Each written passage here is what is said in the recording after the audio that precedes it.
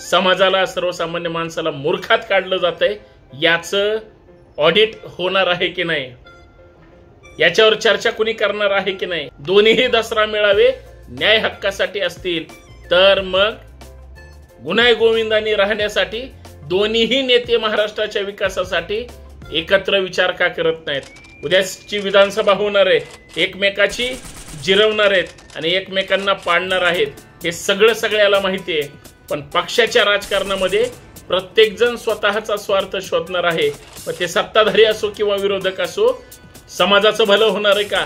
आरक्षण मागणाऱ्या, लढणाऱ्या, संघर्ष करणाऱ्या, अंगावर केसेस घेणाऱ्या, आमरण उपोषण करणाऱ्या, मरण यातना भोगणाऱ्या आणि सगळ्यात महत्त्वाचं या समाजाचा एक घटक म्हणून समाज जिवंत राहिला पाहिजे, समाज जगला पाहिजे आणि पोरं शिकली पाहिजे हा ध्यास घेऊन जे चळवळीत कार्यकर्ते काम करतात त्यांच्या हितासाठी आणि त्यांच्या पुढच्या भविष्यासाठी कोण याच्यावर विचार करणार आहे की नाही, का फक्त स्वतःची घरं भरायचा कार्यक्रम सुरू आहे। आंदोलनं फार संघर्षातून उभी राहतात। 14 महिन्याची ही लढाई नाही किंवा तुम्हीच फक्त त्या प्रवर्गाचे मक्तेदार आहात असंही काही नाही। शेकडो वर्षाचा आणि नेत्यांच्या आयुष्यभर संघर्ष केलेल्या चळवळीचं हे फलित आहे।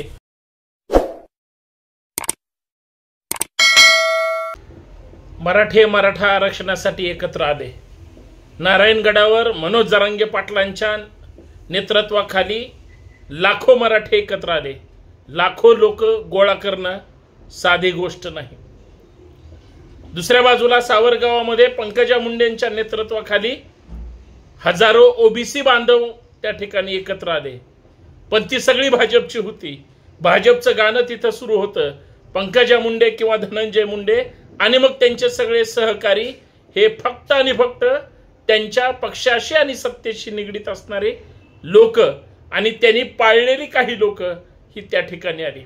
ओबीसी आरक्षण वाचलं पाहिजे, ओबीसी एकत्र आला पाहिजे, 18 पगड जाती 12 बलुतेदारातली लोक हे आशेने त्यांच्या नेतृत्वाखाली त्या पंकजा मुंडेच्या सभेला आली होती। तमाम ओबीसी सुद्धा तिथं लाखोंच्या संख्येने उपस्थित होती, नाकारता येणार नाही। पण कोण पक्षासाठी काम करतंय, कोण समाजासाठी काम करतंय। परंतु आचारसंहिता काही दिवसावरच येऊन ठेपलेली आहे। मराठ्यांना मराठा आरक्षणाची ओढ आहे, ओबीसींना ओबीसी आरक्षणाचं त्या ठिकाणी सगळं वाचून ठेवायचंय आणि तिसऱ्या बाजूला मात्र धनगर समाज धनगर आरक्षणासाठी लढतोय। आता हे जर सगळे आरक्षणासाठीच सगळं संघर्ष करतायत, मग सरकार काय करतंय?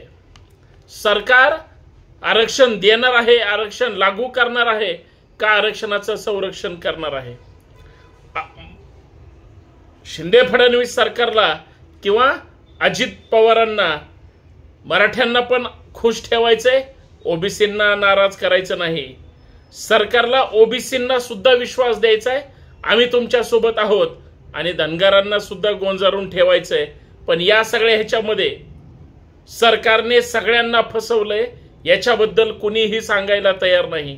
थोडी दोन्ही सभांची आज जो दसरा मेळावा होता, ज्या दोन्ही सभा झाल्या त्याची जर वैचारिक विभागणी करायची असेल तर तुम्हाला खरं बोललं पाहिजे आणि हा संतोष शिंदे 100% खरं बोलणार, ना यांच्या बाजूने बोलणार ना त्यांच्या बाजूने बोलणार। जो गोरगरीब समाज आहे, जो एकनिष्ठ समाज आहे, नेत्यांवर विश्वास टाकून त्यांचा जय जो समाज म्हणतो, आज त्या समाजाची अवस्था अत्यंत फरफटत सध्या सुरू आहे। कधी ह्याच्या सतरंजीवर, कधी त्याच्या झेंड्याखाली, कधी ह्याचा दांडा हातात, कधी त्याची मफलेर गळ्यात, असं करून वर्षानुवर्ष पिढ्यानपिढ्या आज तोच कार्यकर्ता म्हणून जगतो आहे आणि नेता सगळ्या समाजाला गृहीत धरतो आहे। याच मुद्द्यावर मित्रांनो आपल्याला चर्चा करायची आहे। सर्वांना आज दसरा आहे, विजयादशमी दसऱ्याच्या सर्वांना मनपूर्वक हार्दिक शुभेच्छा। मी संतोष शिंदे आपल्या सर्वांचं या सामाजिक विचारपीठावर मनपूर्वक हार्दिक स्वागत करतो।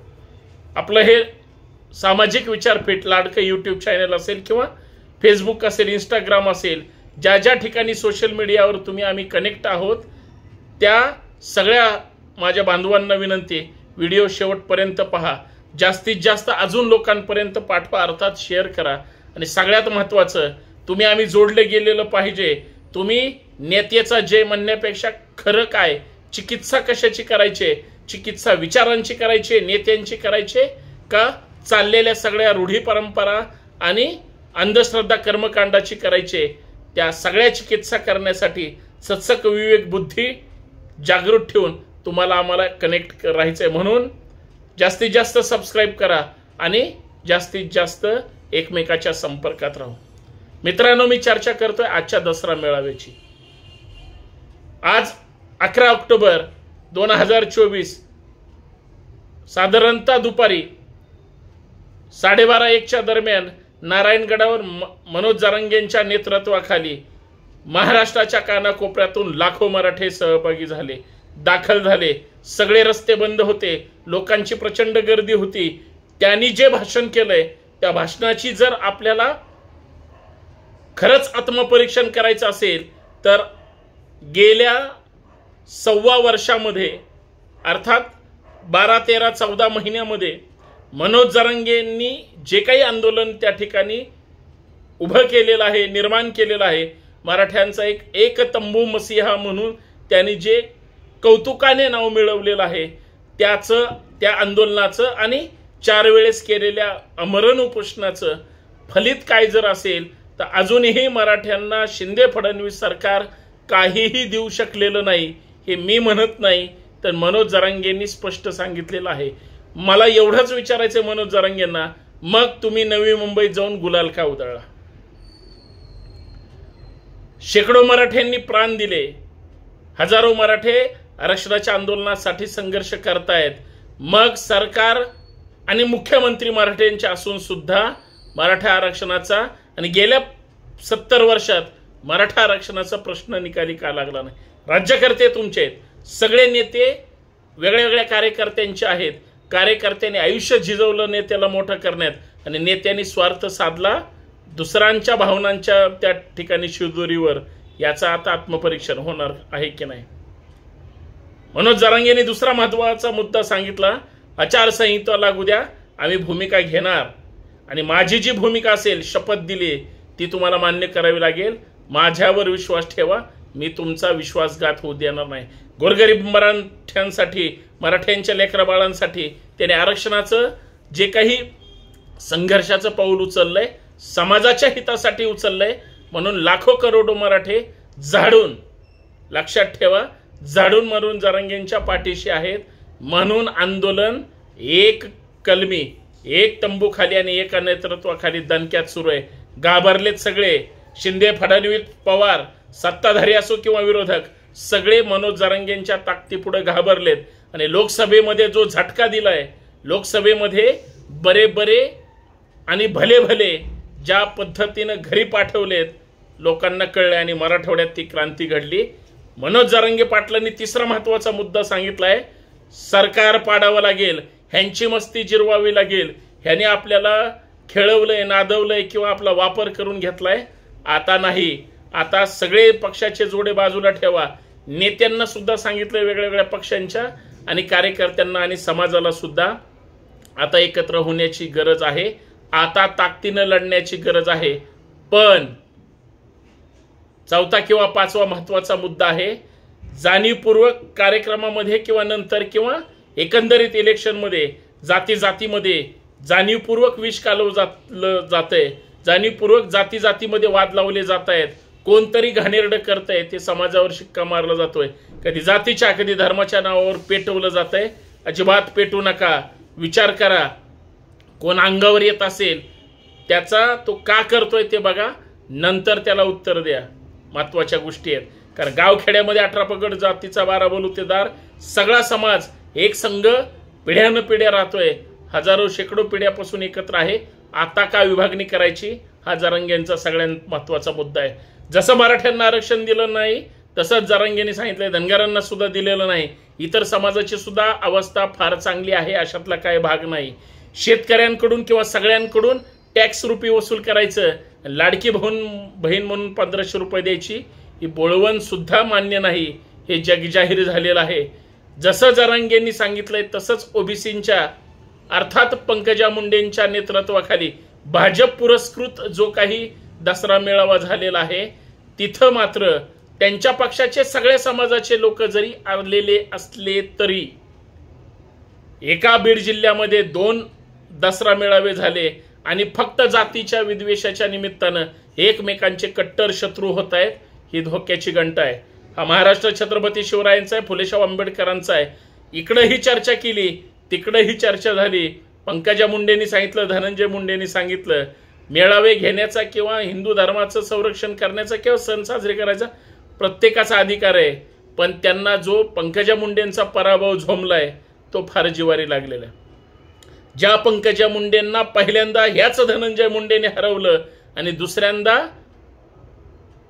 सोनवणेंनी, बजरंग सोनवणेंनी हरवलं, म्हणून त्यांना प्रचंड राग आलाय। ऊसतोड कामगारांच्या किंवा बहुजनांच्या त्या जरी नेते असल्या तरी त्यांनी सांगितलं की गोपीनाथ मुंडेंचे जे काही आशीर्वाद आहेत आणि गोपीनाथ मुंडेंचा विचार आहे आणि गोपीनाथ मुंडेने हा जो काही दसरा मेळावा सुरू केलाय, आज 14वं वर्ष आहे, आम्ही तो सक्षमपणे वारसा चालू।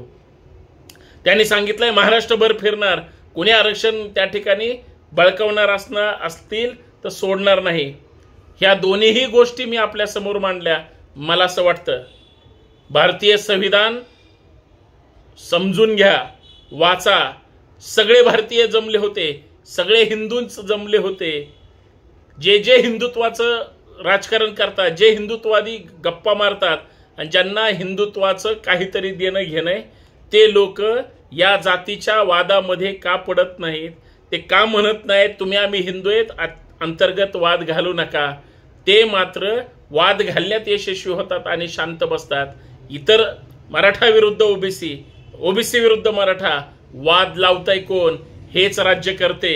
तिथं सगळे होते, जरांगेंच्या विरोधात काउंटर आंदोलन करणाऱ्या टोळीचे मोहरके पण होते। तिकडं ओबीसींच्या जीवावर मोठे होणारे इतर मराठा नेते सुद्धा ओबीसींच्या किंवा पंकजा मुंडेंच्या दसरा मेळाव्यामध्ये होते। म्हणजे त्यांना सगळ्या समाजाचं राजकारण पाहिजे, मतं पाहिजेत किंवा सगळं करायचंय। समाजाला, सर्वसामान्य माणसाला मूर्खात काढलं जातंय। याचं ऑडिट होणार आहे की नाही, याच्यावर चर्चा कुणी करणार आहे की नाही?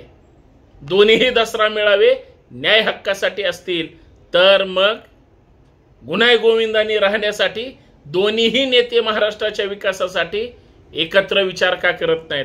उद्याची विधानसभा होणार आहे, एकमेकाची जिरवणार आहेत आणि एकमेकांना पाडणार आहेत, हे सगळ्याला माहिती आहे। पण पक्षाच्या राजकारणामध्ये प्रत्येक जण स्वतःचा स्वार्थ शोधणार आहे, मग ते सत्ताधारी असो किंवा विरोधक असो। इथं भलं कुणाचं होणार आहे? समाजाचं भलं होणार आहे का? आरक्षण मागणाऱ्या, लढणाऱ्या, संघर्ष करणाऱ्या, अंगावर केसेस घेणाऱ्या, आमरण उपोषण करणाऱ्या, मरण यातना भोगणाऱ्या आणि सगळ्यात महत्त्वाचं या समाजाचा एक घटक म्हणून समाज जिवंत राहिला पाहिजे, समाज जगला पाहिजे आणि पोरं शिकली पाहिजे, हा ध्यास घेऊन जे चळवळीत कार्यकर्ते काम करतात त्यांच्या हितासाठी आणि त्यांच्या पुढच्या भविष्यासाठी कोण याच्यावर विचार करणार आहे की नाही? का फक्त स्वतःची घरं भरायचा कार्यक्रम सुरू आहे, स्वतःच्या पोराला प्रेझेंट करायचं किंवा समाजाचा मीच एकमेव महर्क आहे म्हणून सांगायचं? याचा पण विचार झाला पाहिजे। आंदोलनं फार संघर्षातून उभी राहतात। 14 महिन्याची ही लढाई नाही किंवा तुम्हीच फक्त त्या प्रवर्गाचे मक्तेदार आहात असंही काही नाही। शेकडो वर्षाचा आणि नेत्यांच्या आयुष्यभर संघर्ष केलेल्या चळवळीचं हे फलित आहे। फक्त त्याची चव तुम्हाला चाखता येते किंवा तुमच्या नेतृत्वाखाली होतंय, एवढंच जरी सगळं असलं तरी समाजाला टाळून, समाजाला कुणाच्या तरी दामणीत बांधून आजचे सुद्धा दसरा मेळावा जो काही ताईंच्या नेतृत्वाखाली झाला तो पक्षाचा प्रायव्हेट लिमिटेड कार्यक्रम होता असं मी जाणीवपूर्वक म्हणेल। ओबीसी आरक्षणाचा मी स्वतः समर्थक आहे, एकूण आरक्षणाचा मी स्वतः समर्थक आहे। मी मराठा आरक्षणाचे असतील, धनगर आरक्षणाचे असतील, इतर आरक्षणाचे संविधानाच्या चौकटीमध्ये राहून आरक्षणाचा पाठीराखा म्हणून प्रत्यक्ष आंदोलन केलेल्या कार्यकर्ता आहे म्हणून मला त्याची जाण आहे। पण सगळे जर